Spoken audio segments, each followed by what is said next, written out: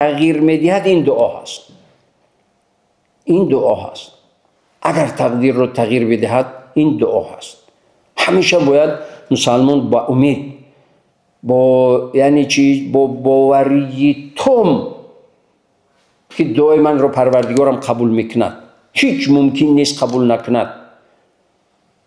چرا من با این قطعیت میگویم که پروردگار هیچ ممکن نیست دعا رو قبول نکند؟ به خاطری که پروردگار خود میگوید دعا کنید، ادعونی استجب لکم، شما دعا کنید من اجابت کنم. حتی کسانی که دعا نمیکنن پروردگار بالای اونا غضب میارد. غضب پروردگار بالای مؤمن مسلمانی که دعا نمیکند غضب پروردگار میآید. و هر چقدر که بنده مؤمن پروردگارم دعا کرد، همون قدر پروردگار اون بنده اش رو دوست می‌دارد. حالا اون مضمون ناتمام نماند.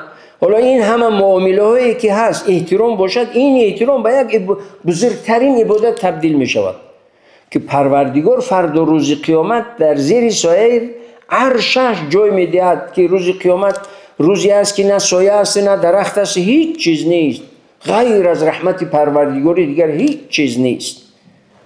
در اینجا پروردگار میگوید که شما بیایید اینجا، یعنی چیز این زیر سایه عرش من بایستید، جای مخصوص برای شما. برای چی؟ بخاطر در حدیث صحیح متفق علیه پیامبر علیه السلام میگویند که سبعة یظلهم الله فی ظله او فی ظل عرشه. بعد از این 7 گروه میگوید که زیر سایه عرش پروردگار این 7 گروه را قرار میدهد.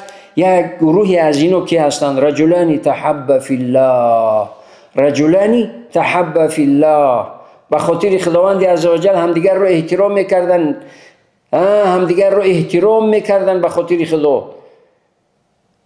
رجلان در یعنی اینجا یعنی 2 نفر قطع نظر از کی بودنشون، چی زن و شوهر باشن، چی اکا و دودر باشن، چی پسر و پدر باشن، چی همکار و رفیق باشن، چی همسایه باشن، حتی چی رقیب باشن که رقابت دارن. رقابتی چی در ورزش، چی در تجارت، حتی که در این رقابت هم داشته باشن، همدیگر رو احترام کنن. پروردگار اینا رو زیر سایه عرش خودش جای میده.